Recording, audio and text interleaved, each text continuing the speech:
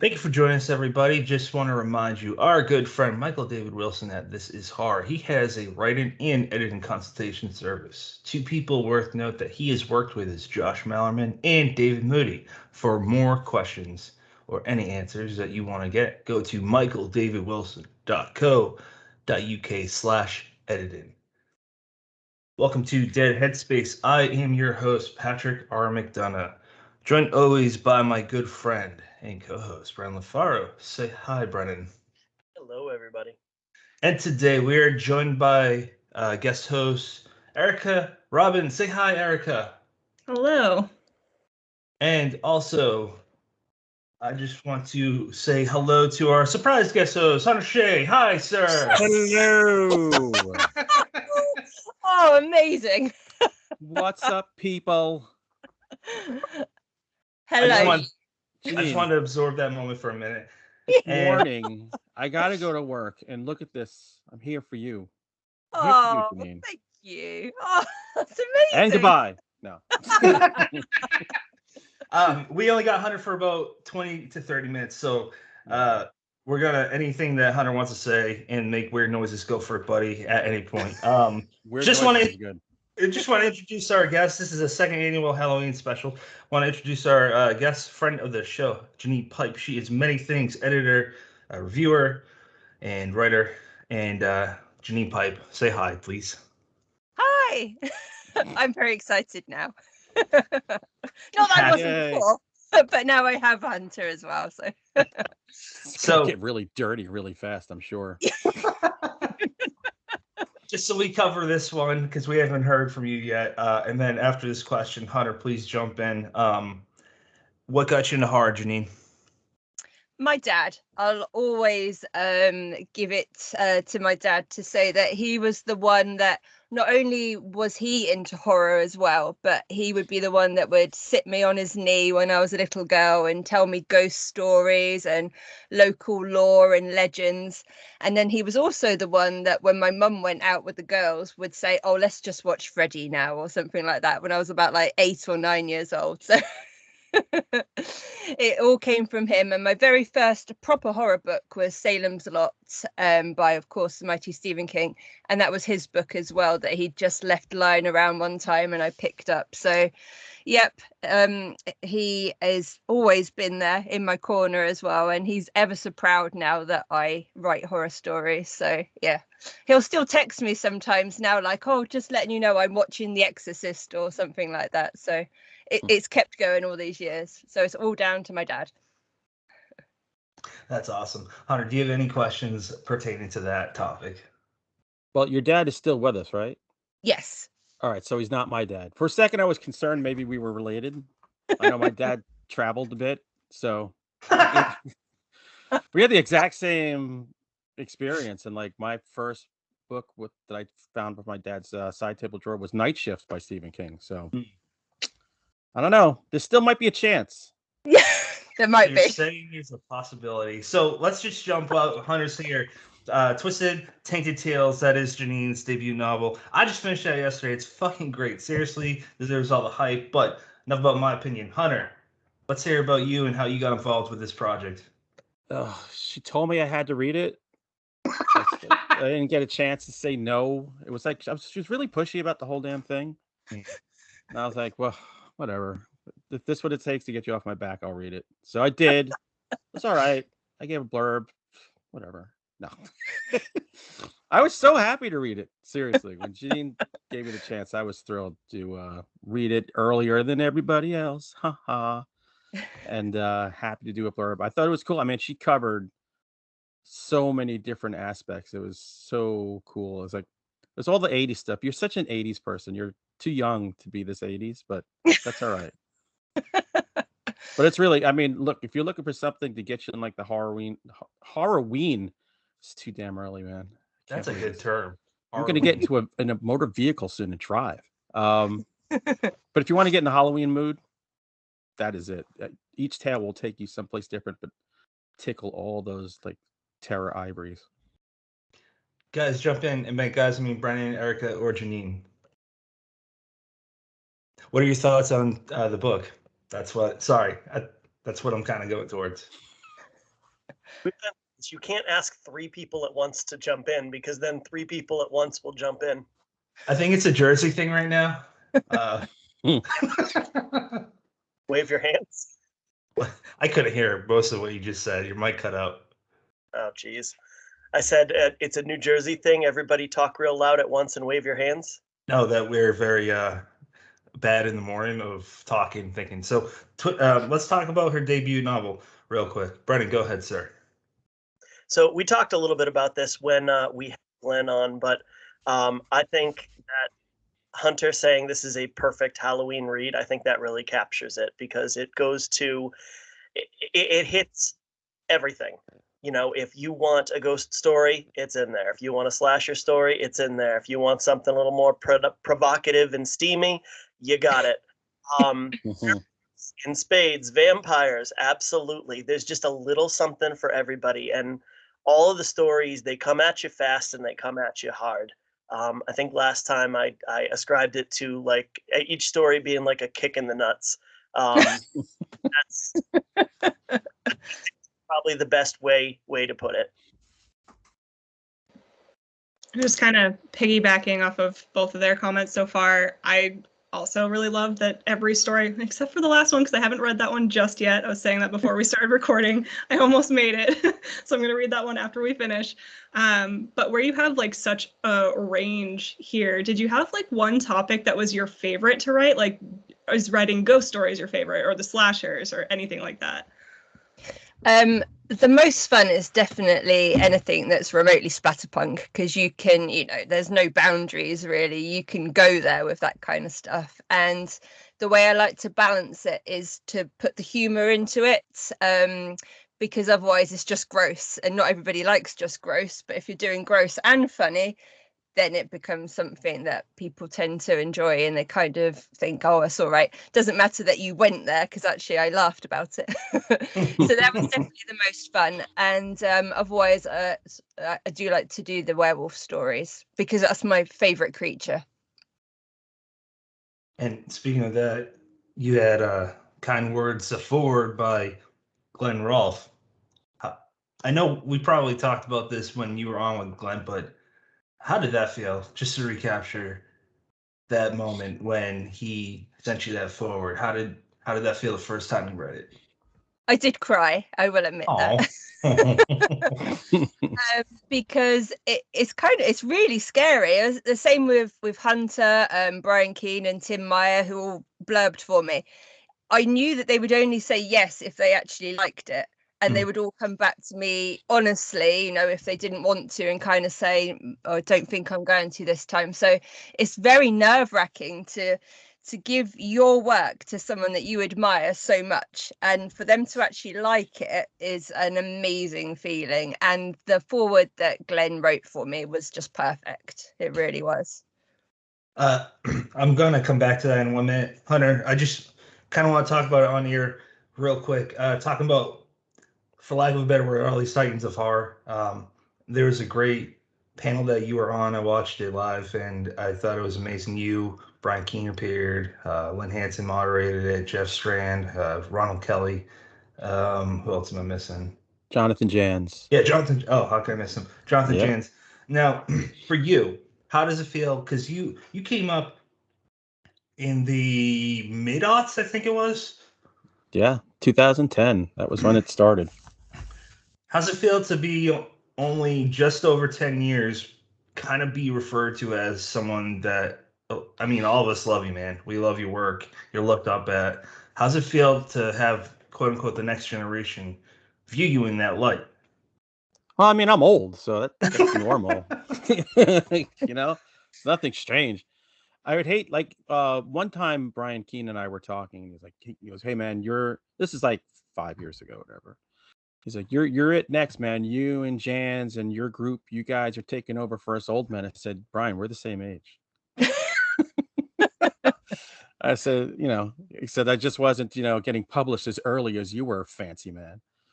I think it's all cool, man. We're like one big, I swear to God, horror is one big happy family. Like, I could ditch this genre and write real stuff and make real money and not have to go to work every day, especially on a freaking Sunday like I'm doing right now. but I choose, as my agent says, to stay in the gutter because I love it and I love the people. And, it's just to be able to talk to people and, mentor some people and get to meet some of my heroes. It's been amazing. I'm so glad I didn't give up, because trust me, there was a 15-year period where I asked myself every day, what's the matter with you? Go out and have a life. There's a part in Janine's book where she talks about how funny it's probably in the very end when she's thanking everyone that helped her get there to publish that book. She talks about you and Campese, how funny you guys are. Yeah, I absolutely agree. You guys are funny sober, but if you're drinking with you two, I mean, there's no stop. There's no off button, and it's hilarious. No, we're a definite hashtag cancel these fuckers. I'm pretty sure you referenced yourself getting canceled many a time. Yes, which, it's fine. You can try. People can absolutely try. It'll never happen. I always say, like, if you try to shut me out of a podcast, I will create 30 more just to do bigger coverage and be worse than ever. That's pretty much what I'm going to do. Scorched earth till I die. Now, I think this is worth repeating. Tell me to cut this shit if you want me to. But at one point, you said to me and some other people, you said, if I don't care about what my wife and daughter say about me, I don't give a shit what some stranger says. That is absolutely true. It's a weird thing I can credit with that? Buddhism. I studied Buddhism with a monk for 7 years. Just teaches you not to care. Like, what does it matter? Like, even if I say all the right things, somebody's own weird interpretation could take it wrong. So whatever. Just say whatever you want. How did that not come up when we had you on? I try not to talk about. Usually horror and Buddhism don't go hand in hand, but I should write a Buddhist horror book. I mean, Steve Jobs, man, I think it was Buddhism too. He went to India and he was all about peace, but he was also a fucking asshole. And he was also a huge tech tycoon. So how do those two go together? They kind of do. Yeah, I don't think he was really taking too much to heart. He's probably thanking for the meditation, so he could silently think about murdering his opponents. But other than that, I don't know what he got out of it, because he's not the embodiment of Buddha life. No, not at all. Someone jump in and ask Janine a question. I've just got the sillies right now. Oh, by the way, wouldn't it be funny if we had Janine on and all we did was tear apart every story that we didn't like in the book? Oh my God. That'd be horrible. Let's do it. Janine, I liked half of this, but what did you do with this story and why? Honestly, I think there's too much blood. Sorry. I did like how it went from it felt, I want to say creep show, but it's not creep show. It's its own anthology type format, and it was really neat. Like, VHS is really big right now, because all the kids that grew up with it, like a lot of us, that was what we had when we were growing up. And they said it. I'm piggybacking off of what they said, but you embodied that period really well. And there's a lot of people that write about it, but I thought it was phenomenal. Hunter, your time is running up, sir. So I want you to get anything out that you got to say. I think I pretty much got it all. But look, Janine, you're the best. You know that. We gotta set up Janine and I and a group of people watch horror movies together, like awful horror movies. Everybody drinks but Janine. She's like, I'll have a cuppa and watch this. Wait, what's a cuppa? Cup of tea. A cup of tea. Oh, yeah. Kind of sounds like a Boston term. Yeah, really. I'll have a cuppa. Exactly. But we got to organize that. And you know what? You guys invited to do one of these too, so I'll have to send out the invitation. That'd be cool. It's just stupid movies and irreverent talk with good horror people. Seriously. Yeah, send out the invite. I gotta get a Sunday off so I can do this again. That's the idea. Maybe I'll burn the property down that I watch. There you go. Yeah, then I'll have nowhere to go. Is that in North? Is that in North Jersey? No. You're good. No, I'm not. I'm in South Jersey. I'm right near Atlantic City. Oh, really? Yeah. Why don't you play the Jersey Devil? Yeah, that's an EHT, I think. That's like Egg Harbor-ish kind of Egg area, Harbor right? Township. Yeah. Yeah, All it's right, right yeah. near me. Let's go down there and look for it. Also, Hunter, you might be, and you guys and listeners might be interested. I wrote a short story about, not to plug myself, but I wrote a short story about this, and Matt Wilson published it this year in Dartboards. But it applies to this. There, less than half a mile from where I live, there was this train wreck in 1880, and there were basically one train ran into another one. It's a conspiracy theory that was kind of set up to fail. In other words, it was set up to have a train wreck, and there were 30 deaths, 80 something people critically injured, and 3 people missing. 2 of them were little girls, and I think that's pretty scary. And also, this year I'm going to be a tour guide for a ghost walk, and Oh, nice. yeah, there's a Domino's right down the street. Same month that train wreck happened, but it was jumped forward to the 1970s. There was it wasn't a Domino's then. It was some kind of burger shop, and there's an apartment complex right above it. And there's a boy from that murdered his girlfriend, and I don't know how, but some of her pieces of her, the joke is that it was Wanda's burgers or something like that. So they make like dark jokes about how some of her got into the meat downstairs, and cops ended up finding her in the boyfriend's trunk after about a week that she was like decomposing in there. So it's like a really nice town, but like there's some fucked up stuff that's happened very close to each other, and a lot of this happened in August. So yeah, why don't you come down, bud? Yeah, man, that sounds like all of Jersey to me. Fucked up stuff, Jersey. Yeah, we get it. How much more time do we got with you? Because I want to say a proper goodbye when you leave. A couple of minutes. I do want to say I have a new book coming out. Don't read the book. Read Janine's review of the book in Cemetery Dance. Yes. And then you're good. You don't need any more. It's fine.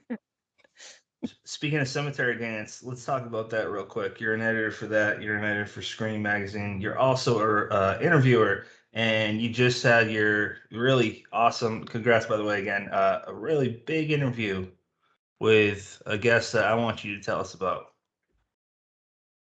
You're talking about Devon? Yep. Yeah. Yeah, Devon Sawyer. That was a kind of surreal moment, and just one of those things where it was chance and timings.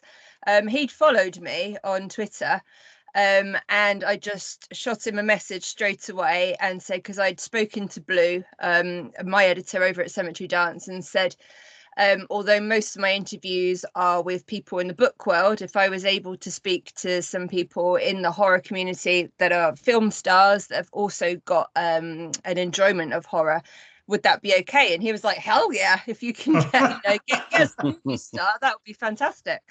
So I just pitched it to Devon, and he was lovely. He basically emailed me straight back, and he was like, yeah, of course. So, obviously it's coverage for promotion for Chucky and all that kind of stuff. And he's got a new movie called Black Friday coming out soon as well.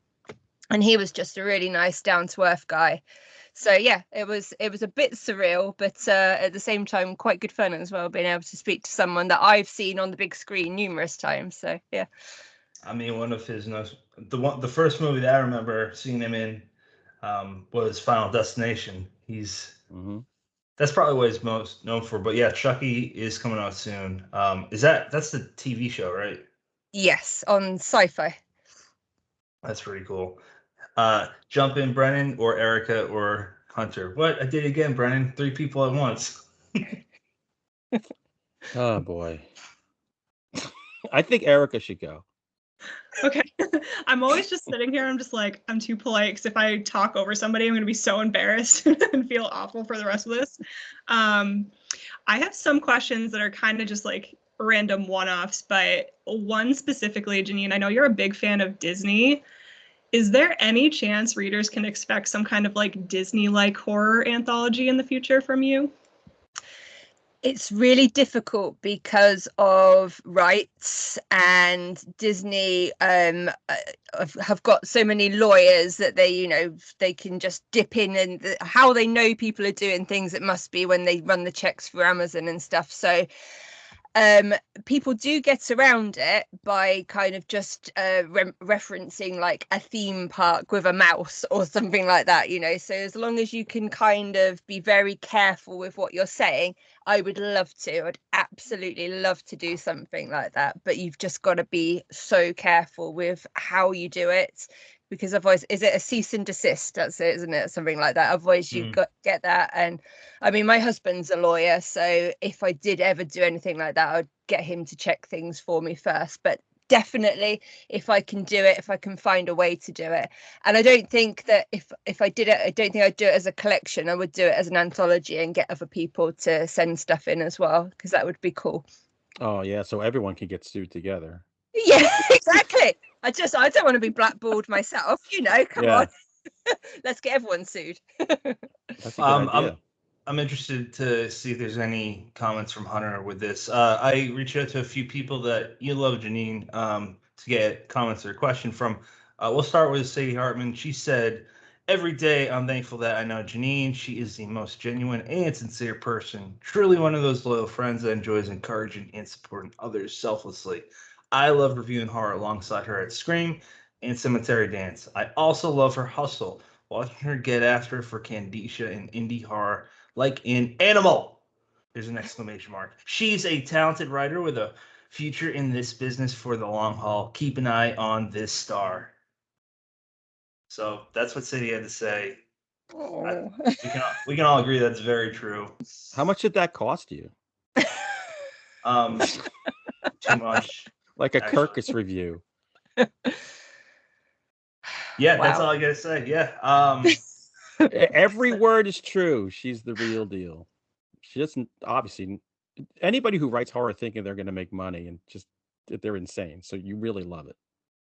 Yeah, honest. I mean, that's the way it is. Until Stephen King dies and they can spread the wealth around, the rest of us get nothing. That's why we need people like Janine. Yeah, Janine is like, I told you, Janine, you came out of nowhere and now you're like everywhere. It's amazing how many, hats you have on. But that's why we love you so much. Thank you. Like a bad smell, get everywhere. Exactly. It's permeating. All right, I got to go hit the road. I got to go to work and ignore residents for a while. Hunter, where can people follow you, sir? You can follow me. I'll be going on Central Avenue in Yonkers. Oh, not the car. All right. You can follow me at huntershea.com. Everything's there. Watch the Monster Men. We have a new episode coming out finally where we've been together for the first time in 2 years. Woo-hoo. Yeah, man, we got drunk. And Final Guys every Tuesday night. So there you go. Hunter Shea, follow him any way you want in Jersey, Yonkers, doesn't matter. And just want to thank you for being a surprise guest. It means a lot to me, but it probably means a shitload more to Janine. So thank you, sir. I don't know, probably not. She sees a lot of me. Yeah, it's old news. See you, Brennan. See you, Erica. Thank you, Hunter. All right, later. So we're going to jump to another comment, but it pertains to Twisted Tainted Tales. And in it, you have a lot of the character, the police officer's named Jill. I assume that's your friend Jill Girardi. First off, is that accurate? Yes. That is my homage to her. Yep. That's awesome. So Jill had a lot. She's competing with Sadie, apparently. She had a lengthy comment to say to you, and here it is. "I just want to say that there is no woman of horror, in quotes, who works harder than Janine Pipe. I often wonder just how she manages to take on so many projects." There's more. Sorry, I scrolled way too quickly. Often wonder take on so many projects, as well as to be a wife, mother, and manage a home, all while tirelessly working to help and support others. I am one of those others, and I can honestly tell you Candicia Press would be nowhere without Janine. If we are a success, it's because of her endless support. She's the most humble, generous, giving, and unselfish person I know. She does more to help other people to be better than she does for herself, and that's exactly the way she wants it. Janine, stop it. Janine, you gotta make me cry. Janine, Janine has done so much for me, Candicia Press, and has never asked for a single thing other than our friendship, Janine, I'm honored to have you as a business partner and a best friend for life. I love you, my BFF. That's so beautiful. Oh, for goodness sake. She's wonderful. Jill is wonderful, as is Sadie. I am truly lucky to have them in my life, definitely. And, I feel like for me, I've said it publicly and privately a lot. I feel like, I was doing the show only a few episodes before I asked Brennan if he'd start. I didn't even know he would do a episode, never mind full time. So without Brennan, I credit him for a lot of stuff over the last 2 years to get me here. Without Erica, she's never said I'm a fan, but I'm saying that she was the first fan of the show and she wrote the first article. Without her, the show's not where it is. Without someone like you, Janine, just a friend of all of ours, but other people like you, it's not where it is. My whole point is success is a team thing, and it's positive vibes and love. And let's just go to what Tim Meyer said, because this is a question that Erica wanted to ask, and it covers what a few other people want to ask you. He said that you're able. Sorry, I'm wording it weird before I even start talking. You're able to juggle 9,000 projects at once with family life and be so amazing at both. That was a comment, not really a question, but that kind of relates to another question that someone else had. Want me to read it? Yeah, can you go for that one, Brennan? So this is from Rowan Hill. She said, at least I assume this is the one you mean. I would love to know a breakdown of Janine's daily schedule. She does so much. Girl must have a time turner or something. I'm like Hermione in Harry Potter with the time turner thing. Yeah, that would be amazing. I don't know how I do it, is the honest answer, apart from the fact that I'm very lucky insofar that my day job is writing. So I don't have a job where I have to go off 9 to 5 and do all of that and then come home and do stuff. I work from home. My main job through the daytime is the content creator over at Snarled, writing these stories for Something Scary. So I do that, and then I am able to do the other things around that. So the Candisha stuff, my own writing, the reviews, the interviews, all that kind of stuff. And that's it, really. I'm just ever so lucky that that I don't have that normal workload and then coming home and having to do this. My daughter's 11 now, so although she still needs a lot of looking after, she is at school for a big chunk of the day. My husband is amazing and supportive, and I say he is a lawyer, so he brings in the lion's share of like the money and everything, which again enables me to be able to do this. So a lot of it is luck, definitely. I am the most unorganized person ever. I've just constantly got post-it notes and bits of paper, and you must do this and must do email this today, and this deadline is here and whatnot. And if I don't have things in front of me, I just miss them, because I do have so many different fingers in so many pies and whatnot. But again, a lot of it has come down to luck as well, with people that I've interacted with. Again, if I hadn't have met Sadie online, she wouldn't have recommended me to Rich over at Scream Magazine. So that's how I got that gig. And then through having a byline with Scream Magazine, I spoke to Blue. I said I knew Sadie, and I got a byline with Cemetery Dance and things like that. So a lot of it is through that kind of constant networking as well. And I do push myself too far, really. Like sometimes I've got like 10 deadlines at once for reviews and things. And that's something I'm having to step back with a little bit now. So I don't review stuff for myself necessarily now. I get things sent to me from Scream, from Cemetery Dance and things like that. And Horror DNA, I write for them as well. And they have, like a list of presses and authors that have sent stuff to them. Silver Shamrock being one of them, which is why I reviewed Statutory Falls over at Horror DNA and things like that. But it's not so much like people can't really just send me stuff now, because I'm just too busy. I can't accept it, not when I have deadlines with other magazines and things. And thank you for that beautiful review, by the way. I don't think I've talked to you on Skype since that went up. Very humbly appreciated your kind words. So well. I'm wondering, what kind of measures do you take to stave off burnout? I don't know yet. Well, I had a kind of a break over the last few weeks, which wasn't intended, but because I went and caught COVID, which was just stupid of me, really. So that was a kind of enforced break, because it's one of those things that you kind of think to yourself, oh, if I could just have a sick day, a duvet day, and I could just stay in bed and I could read and I could, look at magazines and watch TV and I could really catch up. But then when you actually are sick, you can't do any of that because you feel like shit. And, I just couldn't. My head was just so fuzzy. I couldn't even watch movies properly. Like, my concentration had gone terribly. But I will have days where I just say to myself, right, today I'm not going to read any review stuff. I'm going to pick up like a Brian Keane, or like what I call my classic books, and the people that I enjoy reading, but also I feel that I learn from when I'm reading. Or I'm just going to watch Creepshow today. I'm just going to have a day where I'm probably still immersing myself in the horror, but it's for me rather than thinking this is for someone else. And that's when sometimes you can get the burnout as well, where it's just constantly, I mean, we all do review and we all know that kind of thing, where it's like, I've got this thing I have to read. And although I might have wanted to read it at some time, I don't know that I necessarily wanted to read it now. And now I have to.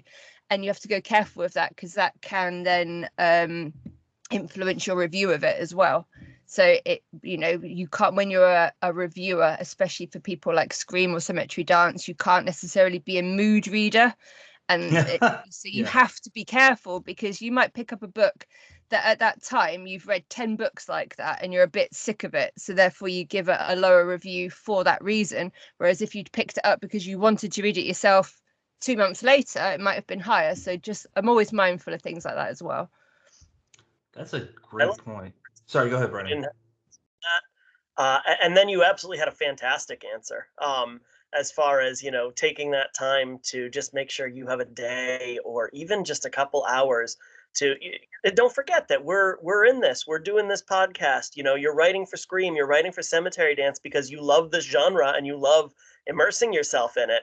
So, just making sure that when you do immerse yourself in it, you take the time to do it for the right reasons every so often. And as far as, it's you reminded me, we have a rule in my house because at one point, probably 5-6 years ago, every time my wife would say, I just need a rest, I need a good night's sleep, I need a break, without fail, she'd end up like in the hospital or something. And then, the same thing would happen a couple months later, and we're not allowed to utter that phrase anymore. We're not allowed, pray for a break. We're not allowed to ask for a good night's rest, because we get it in the monkey's paw kind of way. Oh, goodness me. I know that you're recovered from that, though. That you're doing better. Yeah, thank goodness. I meant to ask you about that the other day, because last you said you were feeling better, but you sound great. You sound like your normal self, so I'm glad to hear that. And I assume your family's all better too. Yeah, thankfully my husband didn't have it quite as bad as I did. I was in bed for 5 days, couldn't get out of bed, and I'm still finding, because it's just over 3 weeks, I'm still finding little things like I walk my daughter to school. It's like a half an hour walk, so that's like an hour's walk, half an hour there, half an hour back. Now ordinarily I would enjoy that because it's like podcast time, and by the time I come back I feel nice and refreshed, ready for a coffee to get on with the day. These last couple of weeks I ache when I get back from walking, and I can feel it in the top of my legs, and that's not like me. I used to be a cop, so I'm fairly fit. So it's little things like that I've noticed, and that's one of the long COVID kind of things that affects you for like up to 6 months. So hopefully that's not going to go on for too much longer, but otherwise I am so much better. Even a week ago I'd have struggled to have been able to speak for this long because I was constantly like clearing my throat and it was in my sinuses and whatnot, and we're all vaccinated, so it just goes to show, if we felt this bad and we're vaccinated, I dread to think what people that have chosen not to get the vaccine feel like when they have it. It must be just awful. Yeah, I'm just thinking about that. I don't know what to say besides I'm glad that you guys are okay. And listeners, if you're not vaccinated now, definitely get vaccinated if you can. There are situations like my I won't name specifically who, but someone that we love, me and my wife. She's part of our family. She was pregnant at the time, so she couldn't get it. So cases like that, totally get it. But I want to go back to something that you brought up, how there are, because Brennan and I have talked about this. We probably talked about with Erica too on air, but there's books that you want to read, books that help educate you. And it's important because there's a lot of writers, there's a lot of new writers. It's great to try to spotlight all of them. But I think you brought up a good point about books that teach you basically when you're reading it, the way that well-structured prose can make you a better writer. How does this, like Joe Lansdale comes right to mind. How can I write fast-paced dialogue with, snappy dialogue, great action scene to get the point across but not overdo it? I want to read more Jack Ketchum, but I haven't had time. I want to read more Lansdale. I want to read more Ronald Kelly, which, by the way, I'm going to plug him real quick. I want to read this month. It's called Mr. Glowbones. It's a reissued book, and it's basically all about Halloween. There's so many books that I want to read, and me and Joe Lansdale have been going back and forth through email, and because I wanted to get books that he would recommend, and one of the first ones he said I should dive into, and I'm bringing this up because maybe other people should consider it, is Raymond Chandler's The Big Sleep. I've never read his work. He's 1930s, I believe, crime writer. And there's Robert Bloch. He wrote a lot of crime, like Psycho. That's a crime story. And I guess my whole point is consider some of the older books because they're very teachable. Erica, we have been hogging the air. Please jump in. Oh, no, totally fine. You guys actually covered a couple things that I wanted to ask as well, so I just moved my questions around. But looking back at, again, Twisted Tainted Tales, the way that you formatted this book was so interesting to me. I love that you had, and I know you guys have questions about this too, but I love that you had like notes from the main character that was kind of spread throughout the book. And I kept catching myself because when I read short story collections or anthologies or anything like that, I take notes after every single story so I can put that in my review. And there were a few times where I finished reading and I started typing and I was like, wait a second, that sounds awfully familiar. And I'd go back to the note and I was like, that's because Janine literally wrote that at the start. So how did that format like come to mind for you? The only thing I can attribute it to is, and Patrick mentioned it, I love things like Creepshow and Tales from the Crypt, even like the Twilight Zone, all of those kind of things. I've absolutely always loved that. And when I was just trying to think of a way to make the collection slightly more unique, that just seemed, I had the Crypt Keeper in my mind, as I was writing it. And obviously I didn't want to have somebody like that because it would have just seemed like I was copying that. So making it that it was kind of like found footage, with Jill having found the stories and everything. It just seemed a fun and unique thing to do, really. And once I kind of just did it for the first couple, yeah, it seemed to work. And then I put the author notes in as well, solely because I love author notes from other people. It's one of my most favorite things when I'm reading a short story is to find out a little bit about the origin, and sort of like any Easter eggs within the story and stuff. And I know that it's not everybody's cup of tea. Some people absolutely hate that because they think that it takes them out of the sort of being fully immersed in the story, and that's fine. But for me, when I write, I tend to write what I would read. and I write the way and things that I like. So I don't tend to write to sell, if that makes sense. I just do what I know that I would want, and that's what I wanted. It seemed to work for me, so I hoped that it would work for other people. And some people absolutely hated it, the wraparound stuff. Some people hated the wraparound stuff but like the notes. Some people hated both of it, and that's fine, because you're not going to please every person there, and that's absolutely fine. But the vast majority of people did enjoy the setup, especially because it's all linked to like with the mixtape and the songs and all that kind of stuff. So it was just a bit the whole thing was meant to be fun, and it just added to it. Yeah, I liked it because there could be more. It could be like that. I don't know if you guys have seen VHS. I've only seen the first 1 and 2, and then the third one, where I forget what that's called. But I mean, realistically, if you were to say, "Hey, maybe I could pursue this," especially, I'm just gonna point out the way that you wrote the title, "Twisted," and then the semicolon. Twisted semicolon Tainted Tales. I mean, maybe that was set up on purpose. Maybe it wasn't. Maybe I'm reading too deep into it. But you could set that up for a sequel, and it could flow so smoothly.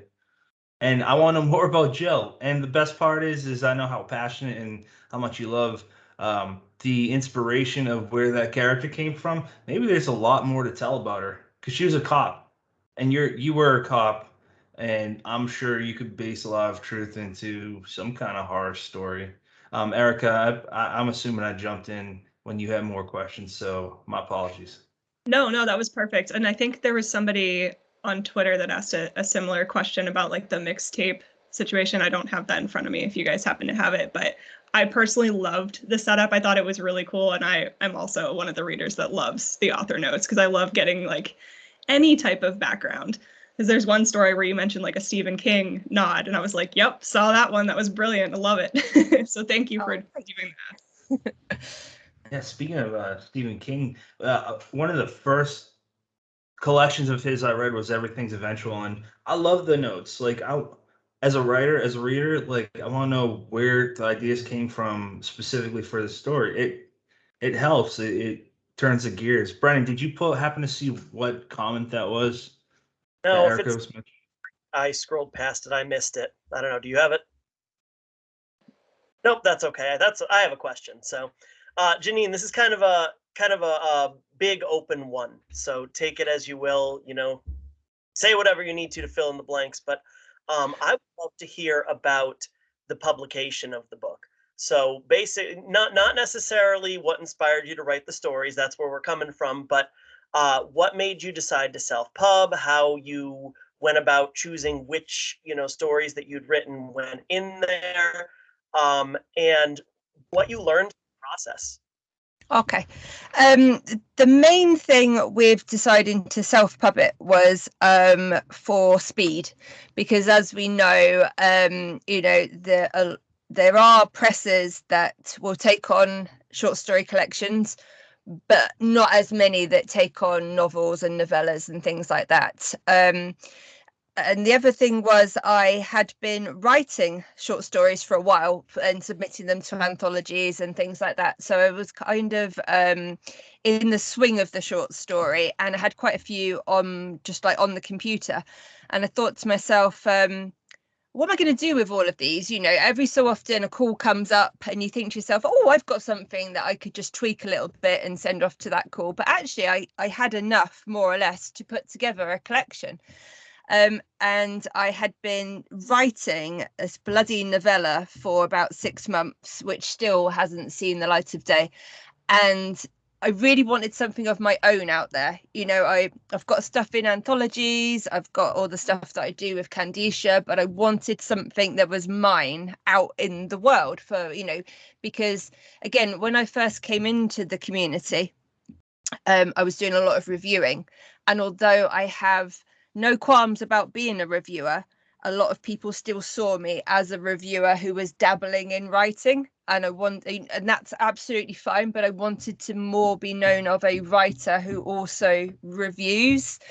And without something of your own, you know, tangible to say this is what I do, that's harder to kind of, you know, say that. So that was another reason why I went down the self-pub way. And also it's just, you have more control then.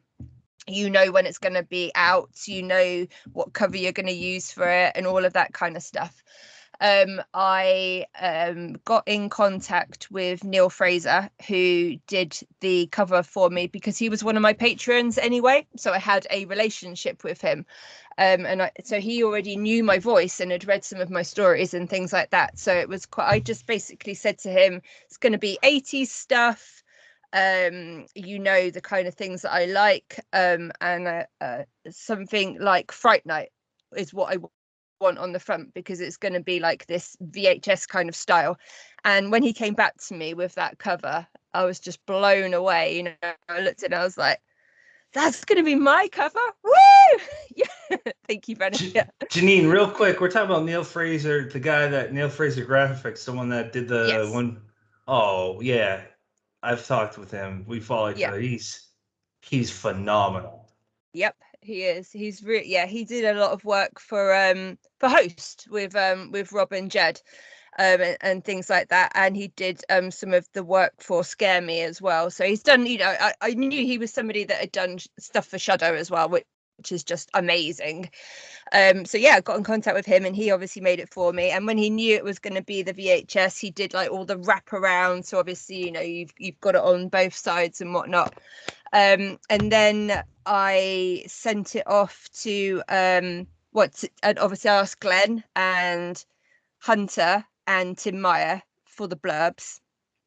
And although I love those guys, somebody had said to me, and I can't even remember who it was, but, you know, try and get the biggest name that you can for that front blurb, because, you know, people will see that name. You know, if you walk into into the supermarket, the store, and you look at all the books, if something's got a Stephen King blurb on it, even if you don't know that writer, you're going to be drawn to it because of the King blurb. Now, obviously it wasn't going to be King, but I was thinking to myself, who do I know who's really big that I might have, you know, like the balls to ask?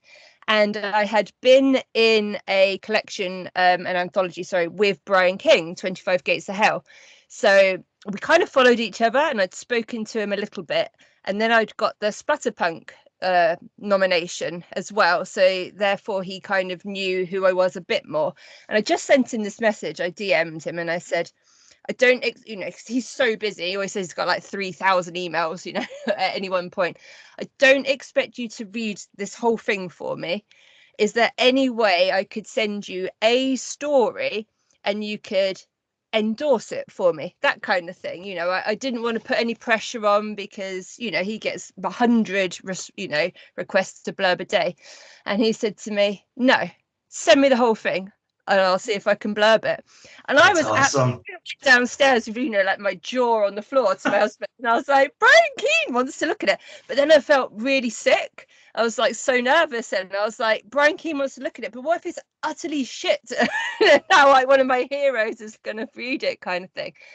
And he was one of the last to send the blurb back, obviously because he is so incredibly busy and whatnot. And when that finally came through with those words on it, I was just like, again, just floods of tears.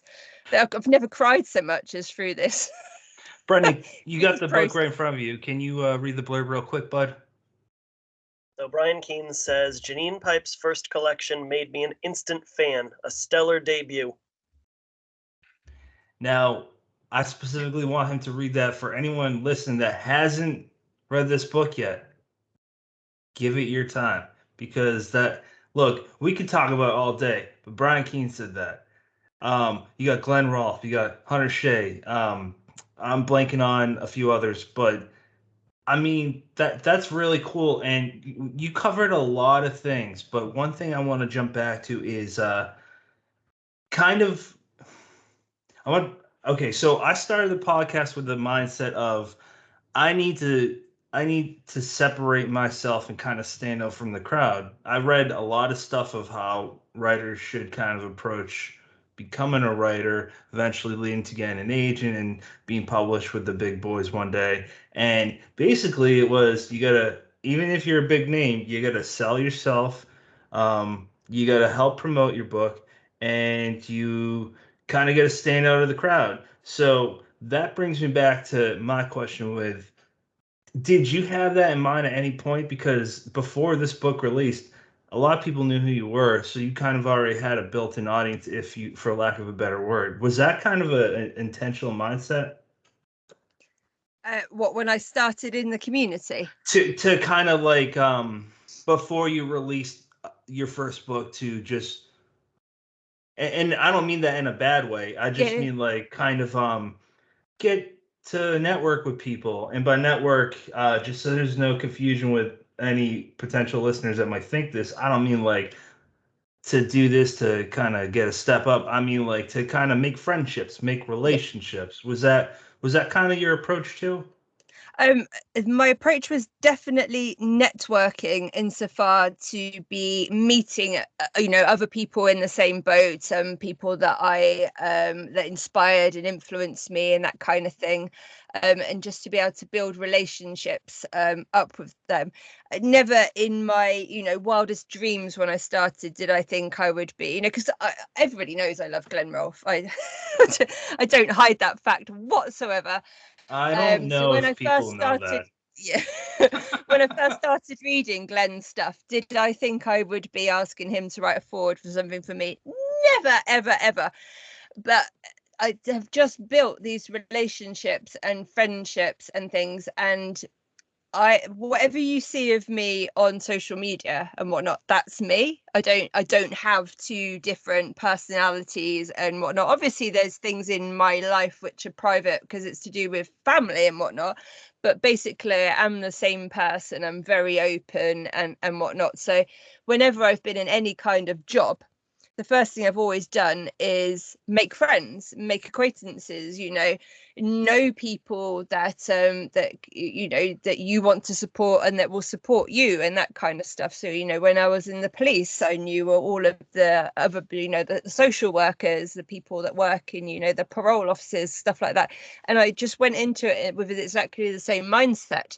If I ever want to have any kind of success in this community, and that doesn't necessarily mean being a best-selling author, but just getting out there and when you do put yourself out there, people being like, oh, I know Janine, I know what she does, kind of thing. You've got to network, you've got to put yourself out there, and that also involves being very kind of like, I am wanting to help people, but again, that's just my personality. Again, harking back to having been a police officer, I didn't ever want to do that to fight and arrest people. I wanted to do that to help people. I worked in a school for quite a while again, and I used to work with a lot of the children that needed to be taken out of the classroom and have that one-to-one extra support, because being in a classroom wasn't conducive to their learning. Again, it was helping people. That's just what I'm like. So I just took exactly the same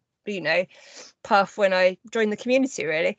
And I love supporting other people. I know there will be people that think, oh, you do that to get something back, but it's not that in the slightest. When I do those interviews and people will say to me, I bought a book because of you, you were harping on about that Tim Meyer book that you said is your book of 2021. I went and bought that because of you and stuff. I'm like, yay! I put, that's better than people saying I bought your book, because people, I'm helping other people, and that's just what I like to do. Yeah, talking to you, even before we ever talked on Zoom or Skype, you can feel how much love you have, and it's contagious. It really is. Speaking of Tim Meyer, what book would you recommend of his? Well, Malignant Summer is absolutely amazing. I mean, it is a beast of a book. It does sort of lend itself to a murder weapon or a coffee table, many different things. I absolutely love Dead Daughters as well. That is a phenomenal book. Switch House is also amazing. And Wormwood with Chad Lutzke, that is one of the best novellas I have ever read. That's so good. Thank you for bringing that up. I forgot. I wanted to read that a while ago, but again, trying to read guest books, I forgot all about that. Thank you. Malignant Summer, just real quick. How creepy is Mother? Like, her past, and sometimes when you reveal a boogeyman's past, it makes it more human. They become more human, but still, Mother was just so creepy. I was lucky that I beta read that for him as well. That's cool. Yeah. That's really cool. Yeah, so I had eyes on that back, I think last December. I beta read that. It's the longest book I've ever beta read because it is obviously whopping. And the version that Sadie and I read for Tim as well was even longer. He ended up cutting about 20,000 words out of that. But yeah. My God. And I've beta read 3 more of his things which haven't been released yet either. So yeah. Okay. Try to make us jealous. Brennan, let's go through this. Brian and I are going to go through the rest of the Twitter questions. That way we can jump to other things. Before I jump to that, you mentioned that there's definitely going to be, there's always going to be people out there who say that, lending a helping hand, the whole idea of one hand forward, asking people, like Brian Keene and Tim Meyer for help and learning from them, but also making sure that the people coming up behind you, that you are doing everything you can to support them. It's so genuine in you. And all people have to do is, listen to you on a podcast or follow you for an extended period of time. Now, there's always going to be people who think that that's a facade, that that's a public face. And to those people, I say, fuck them. They're going to yes. So, a big hearty fuck you to those people. 122 episodes we record, and I think I've been the asshole for all of them. Thank you for finally showing your true self, you dick. No, it's only to people who are not kind to Janine. So in that case, it's not being an asshole. That's true. Okay. Now, Erica, you mentioned before that you thought there was a question about Twisted Tainted Tales, and I did find it. So it's from Ross Jeffrey. And Ross. I'm going to try not to butcher this because he probably will actually listen. He says, I would ask if the titles came, I think he means organically, or did she insert them to have that connection with each other and also make the best mixtape ever? Yay. Because the stories were all written before I came up with the idea, so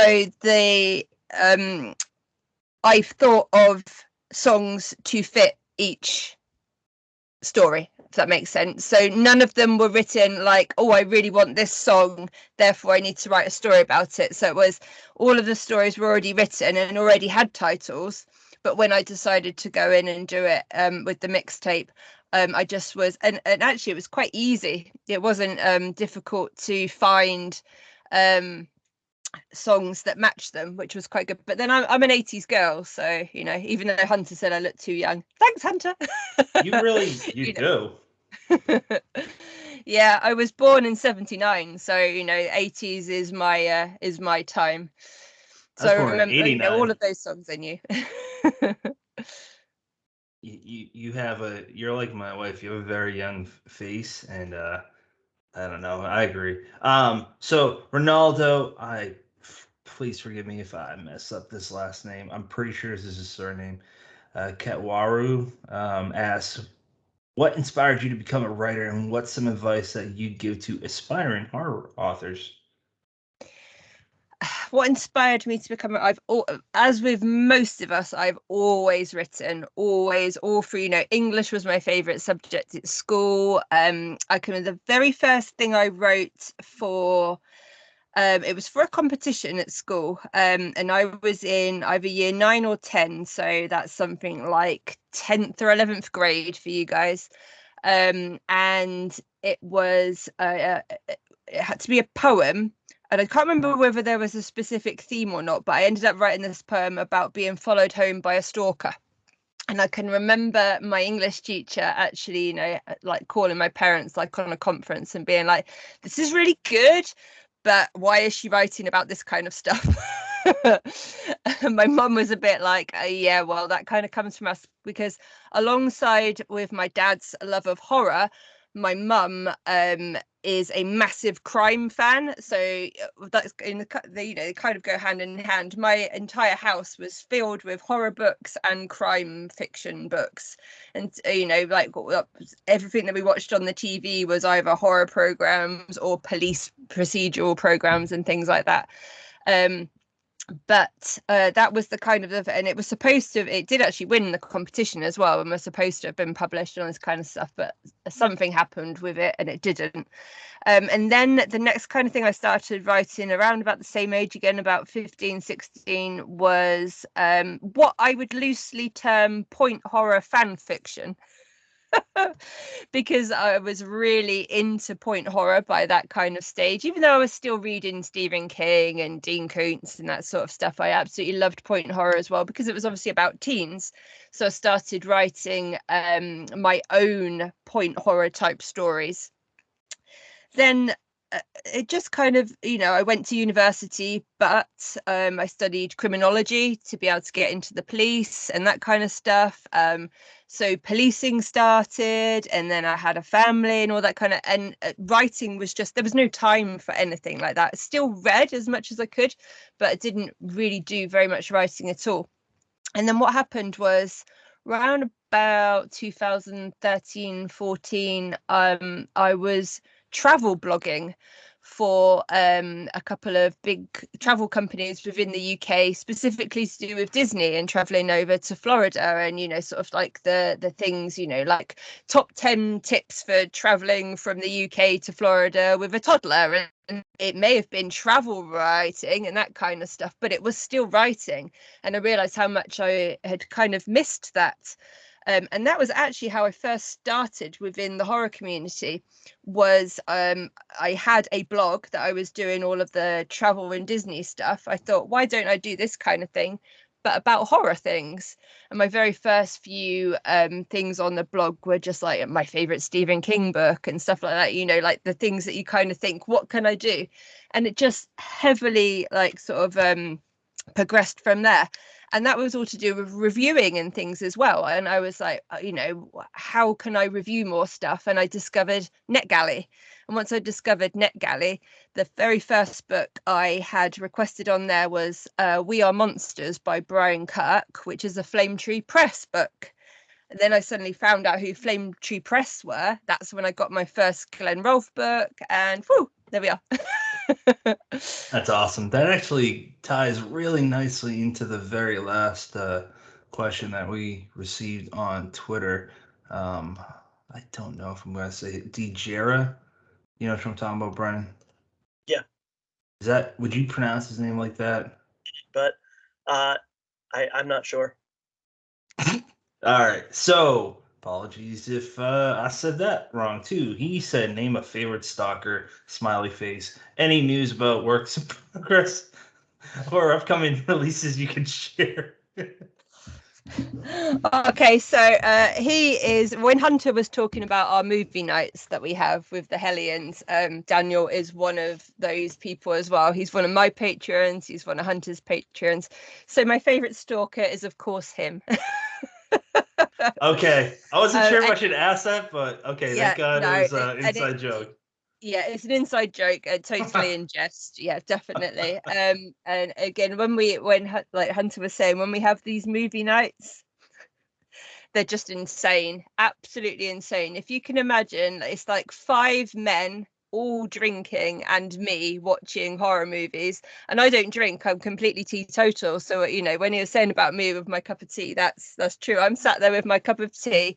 It's normally about 9 o'clock, you know, nighttime for me, but it's the mid-afternoon for them, and they're still all drinking, and we watch the most ridiculous horror movies ever made and then just chat through them, because we watch it like on Zoom. It is the best fun I have all month. Sometimes it's just ridiculous.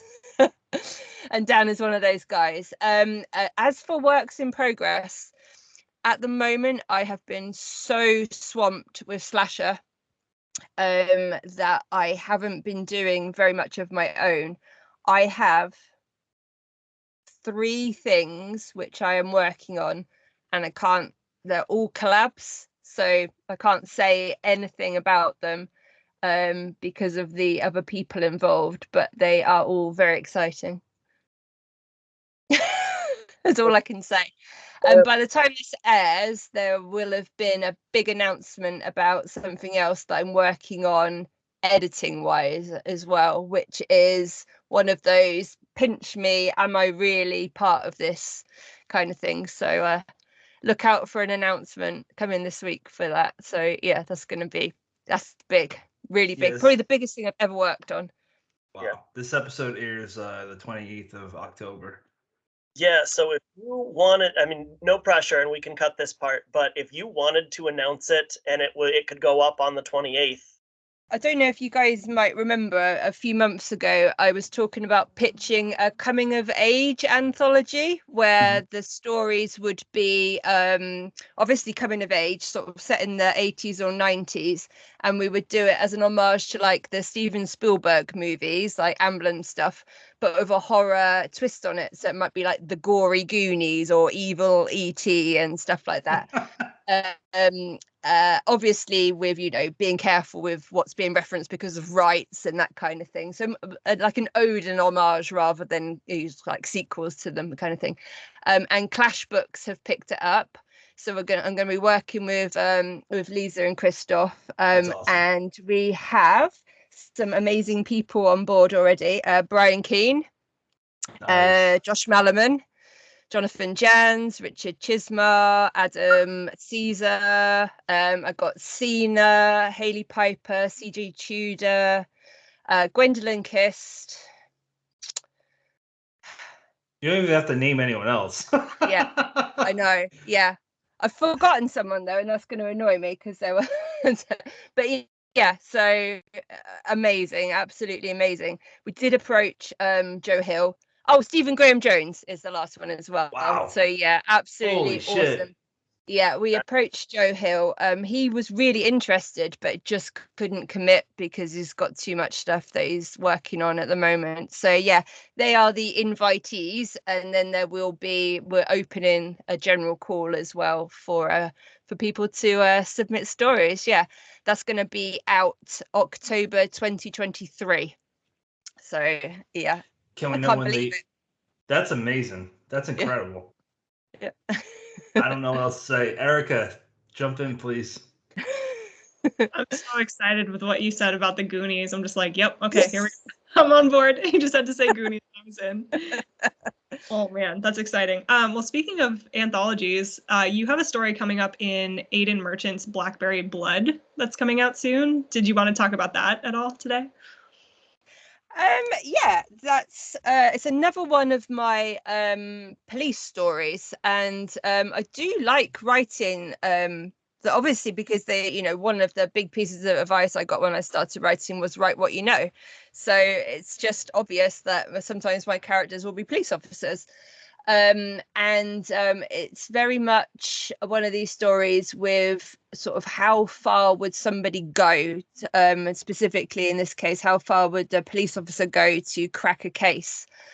And I like to think that it's got an ending that people won't see coming as well, which is one of my favorite things, given that kind of like just that twist at the end of like, what the fuck? Where did that come from? But what I've also been doing quite recently is, although I absolutely love splatterpunk, it's probably one of my favorite subgenres to read as well as write.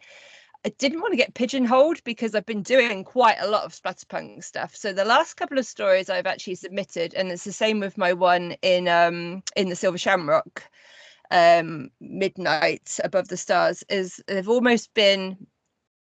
Well, the one for Silver Shamrock's almost quiet horror. You know, it's quite that there's not really much blood and guts and all that kind of stuff. And the one for Aidan's is, although there are bits and pieces, it's not so kind of like in your face, just to kind of show that I can do that as well. Although I'd have more fun with the gory, sexy kind of stuff. But yeah, I think it's going to be a really good anthology, that one, from what I've seen so far, and Aidan's really proud of it as well, and he's a lovely guy to work with. He's really nice, so yeah, that'll be good. Yeah, I think I might share a TOC with someone here as well. Sorry, I just interrupted you twice, so now I'm sweating, so I'm so embarrassed. But yeah, your story, I got to read an early copy of that for Aiden, just to do some like content warning work. And you said about your ending, you're hoping it's going to catch people off guard. I have my note in front of me. So I said, I kept thinking of the worst case scenarios to prepare myself for the ending. And boy, that ending was not one that I would have even slightly come close to. So yes! Yeah, you nailed it there. Thank you. So we heard from Jill Girardi earlier, and then we jumped like a pinball machine to a new topic. So I want to go there. Can you tell us a little bit about how you all the way back to like first story, how you got involved with Candicia? Yeah, it's going back. It feels like I'm going back about 20 years now, but it's actually only back to sometime probably last year, which is just crazy. So when I was first just get, like when you first start writing short stories and you're like every open call possible, send. And I saw the open call with Candicia for Graveyard Smash. And I just thought, I've got to send something for this just sounds awesome. So I wrote a story and sent it off. Obviously Jill accepted it, and I don't know how we went from kind of like writer editor relationship to a little bit more than that. I think it was probably because she then invited me to send something for the third one. And she asked me to get a bit more involved in being able to do some promotion kind of side of it as well. And just from there, it's been organic, really. We haven't had to try and become friends, which is just so weird because Jill is the shyest person in the whole entire world. So you'll never get her on a podcast or doing anything like that because she's just way too shy. So we've never even spoken like on the phone or on a Skype or anything like that. Everything's always been, kind of like on social media or in emails and that kind of stuff. But she is just the most, again, another really genuine and lovely person. And just as our friendship grew, she just kind of said to me, you already do so much for Candicia, just by kind of like interviewing people on the blogs and doing the reviews and then just saying, look, I've got this book kind of stuff. Why don't you just join the team sort of thing? And that's where it came from. And then before I knew it, I was kind of saying to her, well, do you know what? If I'm part of the team now, I really want to do a slasher anthology. Is that all right? And she was like, yeah, just go for it. So that's really where it came from. We just we started off as me submitting something to her, and we just kind of gelled, and that was it. And she's just this lovely little tiny person, and I say that because she is actually tiny. She is tiny. She's about 5 foot. Who lives over in New York, and I'm like this Brit, and there's like, it's such a strange relationship in some ways, but she's just so lovely. She's just the loveliest person. She is incredibly sweet. She's very nice, and you both together are just like a pair of these two sweet human beings. And it's awesome because you're producing this work and it's by all these kick-ass women that are just like, you might not be able to sleep super well tonight after reading some of these stories. It's an awesome balance of polar opposite emotions and feelings, but it's beautiful. And that's what great horror is, isn't it? Just kind of getting all the uglies out there and by very kind and nice people. Is there anything else that you want to talk about with Candicia, Janine? But just that really kind of even though Candicia's growing, which it is, which is amazing to see, we still have this kind of like ethos of being a safe place for all women, and that we want all voices. So it doesn't, obviously with slasher specifically as well, I invited some absolutely amazing women that we were hoping would help to sell the book, as well as being people that we greatly admire. But as I've been going through the submissions, I didn't just want people that had, loads of stuff on their Amazon pages already. We want those first acceptances. We want those younger writers that are like, I had a 16-year-old from India that sent me a story. And I really I didn't accept it in the end, just because I had, you know, too many.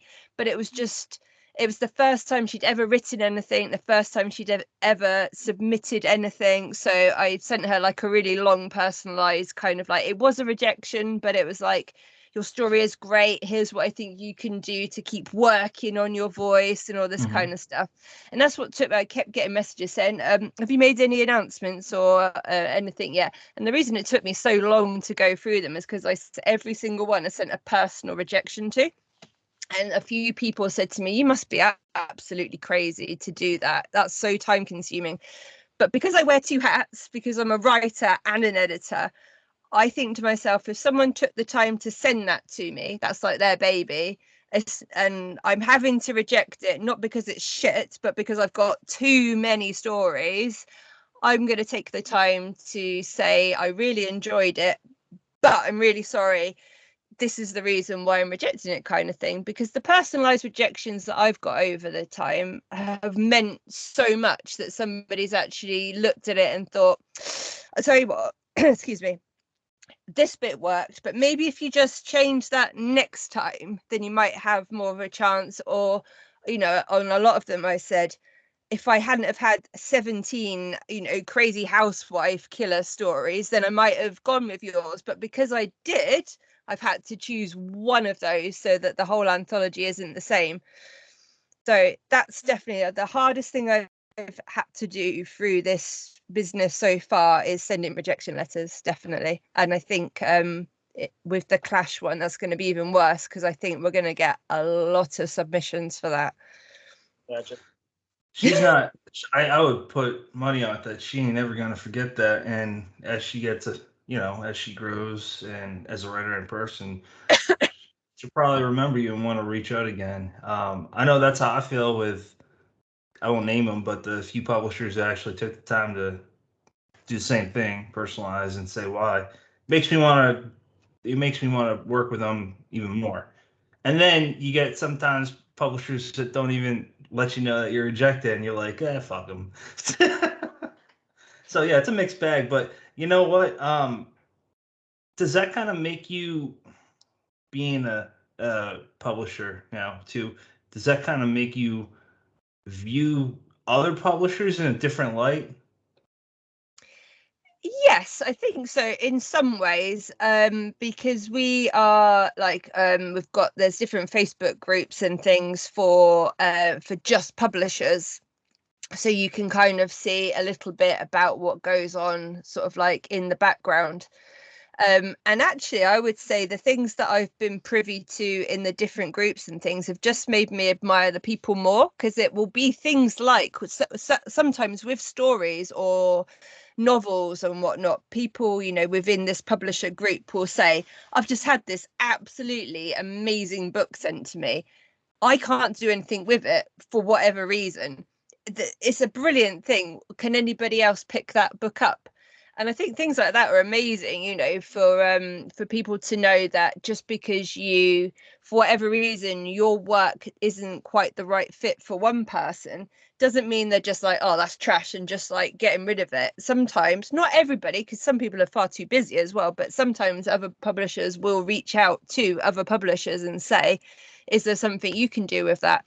And I've had that personally from Jared at Death's Head Press, reached out to Jill and I with a book that someone had sent them, obviously a female writer, but it wasn't remotely within like the splatterpunk kind of like genre at all, but it was really good. And he said, is there anything that you and Jill can do with this? Well, at the moment we're only doing the anthologies. We haven't looked into anything else with single writers and whatnot, just because it's so time consuming, and we're still an ickle little tiny press, you know, we can't afford to pay people for that kind of stuff. But that's just one example. So actually the thing I have from being a publisher and an editor, I have found other publishers and editors to be very, very supportive, and there's also almost not that much competition between them. It's like they will reach out and say, you know, like, is there something that I can do to help you with this? I've found it to be very positive so far. So that's so for people that are listening that are just writers, the publishers all really do put their heads together and try and see what they can do to help each other. And when we get great work in that we can't do anything with, we will ask other people about it. That's great. Erica, do you have any questions about this or anything else that you want to talk about before we kind of wrap up? Yeah, I guess just kind of a comment. And this is, oh gosh, sorry, my allergies are kicking in now. The gents here had talked to, and I really hope I'm getting her name right, Ellen Datlow. She the editor, and she was commenting on having to reject certain stories and then being bummed that the authors didn't fix the story and take her advice and then re-pitch it to her. So is that something for your press that you're looking for writers to do, to like take your advice, because it does take a lot of time to go through and type all that up? So to me, it just makes sense that they would come back to you eventually, hopefully. But yeah, I just wanted to see if you could comment on that a little bit. I guess that depends on, so for example, with Slasher, I wouldn't be expecting anybody that I've rejected to send it back again, because we only had 5 spots to fill. So when those 5 spots are gone, they're gone. Although I've already mentioned to most of the people that we will be doing a Slasher 2, but that won't be out until, because Slasher will be out for March 22, so this obviously won't be till 23. So it depends whether they are wanting to hold their story for that long. But also I did have a story sent through from someone that I said, I really like this aspect, but perhaps you could just do a little bit more on it. And when she resent it back to me, she'd completely, like, it's the most splatterpunk one for the whole anthology, and she really went there. And she was actually, she was a bit, when she'd first submitted it, she wasn't sure how far she could go. And I said, oh, don't worry, for this anthology in particular, you can, so long as there's a reason for what you're doing kind of thing, you can do whatever you want with it. And so the one that she came back with was really like, she was like, yeah, I had so much fun being able to do that. But that was the only one this time. And that's only because of the amount of submissions that we got, and that I can't take any more after I've got a certain amount. But I think, it's up to the individual writer. If someone as iconic as Ellen Datlow told me to change something in my story, I would bloody well do it, because she knows what she's talking about. But there are writers that have different attitudes. So, I can't say, why you wouldn't. But some people think, that they know better. And perhaps their stories will find homes in other places. But if it was me and someone like that told me to change something, I wouldn't even consider not doing it. I would definitely change it. Janine, you said that one thing you and Jill like to do with the anthologies is, get the marquee names, but also make sure you get some first acceptances. And I think that, even going back to Under Her Black Wings, that's something I always noticed in there. I was really excited to see like Summer Cannon and the Sisters of Slaughter in that one. But I remember, finding Stevie Copa's story that was just awesome. And, even into the second anthology, I forget the author, but there was this story called The Invitation that I really liked.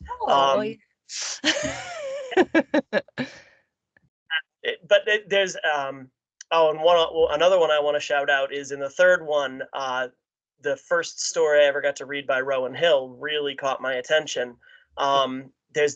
It seems like every time I pick up one of those anthologies, I get at least 3-4 brand new authors who really, really, blow up on my radar. So I think you guys are doing great with, making sure that that's a priority. Thank you. Yeah. Well, as you mentioned, that was my very first acceptance, and I remember that feeling from having a shitload of rejections, which always happens when you start writing, to suddenly having that message in my inbox from Jill saying, we've accepted your story. And I just kind of was like looking at it for ages thinking, what?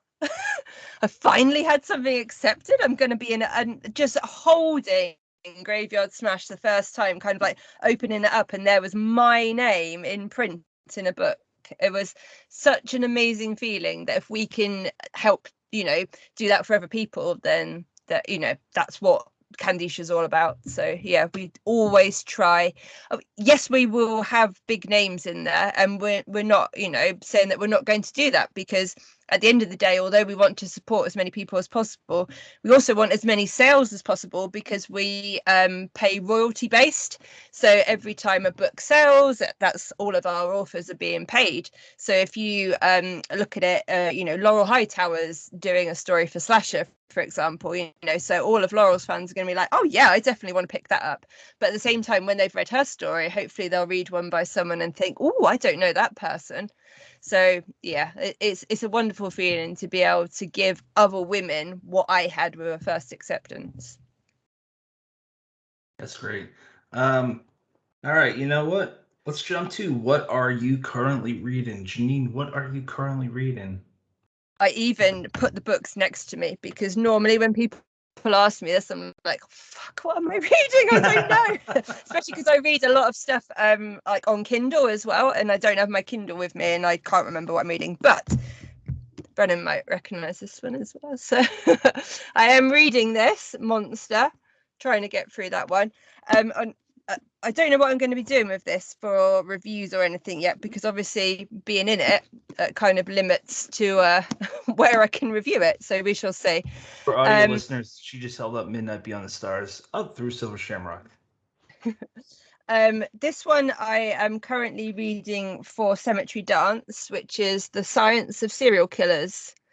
And these ladies, Megan Kelly, have done a few now. They did The Science of Stephen King was one, and they've done some others which I can't think off the top of my head. But yeah, so this is like true crime stuff, obviously with like Jack the Ripper, Lizzie Borden, and then sort of going into modern day stuff as well. And this is really interesting. And then I was talking about how I like to try and read something for myself, and something that I feel that I can learn from, especially if it's one of our kind of like masters of the trade. So I'm reading this one, Ralph James White, The Resurrectionist, which is, a lot of people say is like something that, especially going in, I mean, Jack Ketchum's blurbed it, like going in just the first chapter is like quite shocking, and I love it. It's brilliant. And the first chapter is really like, whoa, he's going there. Okay, excellent. That's great. Erica, what are you reading? I am currently one story away from finishing Janine's book, Twisted Tainted Tales. So I'm really excited to read that one. And then next up, I'm going to be reading Halloween Nights by Kevin Lucia. Wicked sorry if I pronounced the last name wrong. That one I'm really excited about too. Yeah.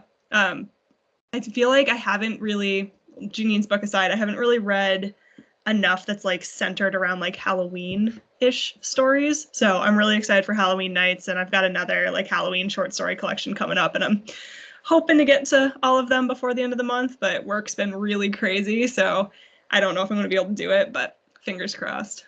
Do your best. That's all I can do. Yeah. Brennan, what about you, sir? Say good for you, Erica, because I made a very small list of things I wanted to get to in October, and it's not looking good. You know, not to take anything away from, you know, the two I'm in the middle of now, but I'm reading them because we're gonna have people on. So I am working on Tim Wagner's Your Turn to Suffer. Came out from Flame Tree in March, I think, and I'm pretty early into that one, but I am consistently impressed with the way that Tim turns out story, and it's everything I read by him is different. It's not like he has a formula and he can, you know, write 17 books a year because they're all the same. It's the imagination in that man's head is very enviable. And I'm also reading The Loop by Jeremy Robert Johnson, which is one that I have been meaning to get to forever and a day now, and we are going to be talking to him next week, so I had an excuse to pick it up. Yeah, which I just started this one. It's In the River by Jeremy Robert Johnson. And I am also finishing up Burnt Offerings. I forget who wrote it.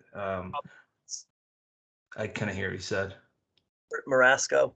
Robert Marasco. Yeah. So I'm listening to the audiobook of that. That's for I'm Burying the Dead, which we are coming back with a new episode. We were on hiatus for a few months, and we're coming back with Burnt Offerings with Chad Lutsky. So stay tuned for that. Listeners, if you want to check out some Dead Headspace merch, go to or read reviews, read some articles from past guests, go to deadheadspace.com. Janine, where can people follow you? The best place to find me is Twitter, which is Janine Pipe 28. That's where I'm most active. I do try and dabble on Instagram and things like that, but I'm just no good with photos. So Twitter is definitely the best place. I tend to lurk there when I'm supposed to be doing other stuff. You have any final thoughts, Janine? Just thank you all so much. As I said to you before, I'm quite happy being the host and asking the questions, but get a bit more nervous when I'm on this side, and do actually wonder whether I'm even going to remember my own name at some point. And thank you for bringing Hunter on. That was amazing. Absolutely. Yeah. When he said yes, I was like, I can't wait to see your reaction. Yeah. Erica, do you have any final thoughts? Yeah, I just wanted to say it was really nice to meet you virtually, Janine. I've been really grateful that we've been able to chat through Twitter, and you sent me a physical copy of your book when it came out, and I'm just honored to have a signed copy. Anytime I can get a signed copy, I'm pumped about it, but yours especially, and this being a book that I was really looking forward to after I heard you start talking about it. I couldn't believe you were willing to send me one from overseas as well. So thank you again for that. That's awesome. Thank you. Brennan, any final thoughts, sir? I mean, as always, it's a pleasure to have you on. You are one of our favorite human beings, and we will talk to you anytime we can make the time thing work. I would not do a Sunday morning at 9 a.m. episode for just anybody. That's true.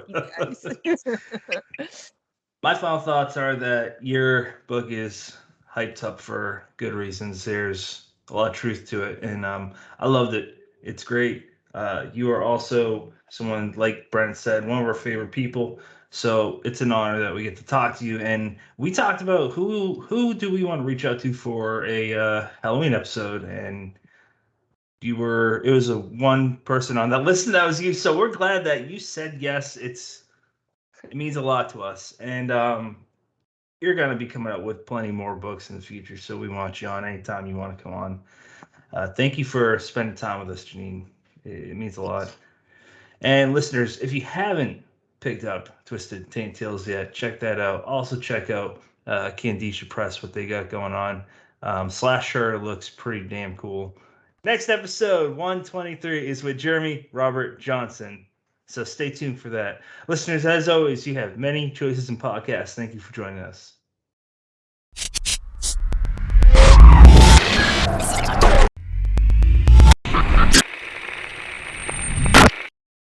Thank you for listening to us. I fucked that up too.